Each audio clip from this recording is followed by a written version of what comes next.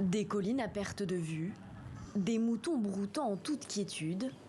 À première vue, Zinkolwenji a tout d'un village on ne peut plus paisible. Tout, sauf son surnom, le village de la mort.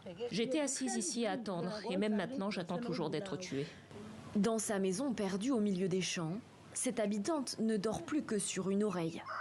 En un an, 11 personnes ont été assassinées dans ce petit village de 3000 âmes. Chaque début de mois, le cauchemar se répète, la nuit, avec une régularité d'horloge.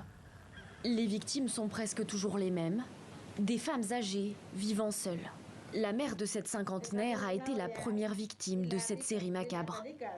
En mai 2021, aux premières lueurs du jour, peu après être rentrée du cimetière, elle est assassinée. Cette nuit-là, ils ont défoncé la porte et sont entrés dans la maison. Ils ont poignardé ma mère qui dormait ici. Son sang était partout. Elle avait aussi une blessure sur le haut du corps. Et plus tard, quand les secours sont venus la chercher, ils ont vu que sa gorge avait été tranchée.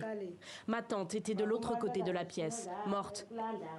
Dans cette salle, des habitants, inquiets, participent à une réunion publique. L'enquête piétine et la psychose continue. Des villageois se sont fait justice eux-mêmes. Ils ont pendu ou brûlé vifs 7 jeunes hommes qu'ils soupçonnaient d'être à l'origine des crimes. J'hésite à dire que les meurtriers tuent pour de l'argent.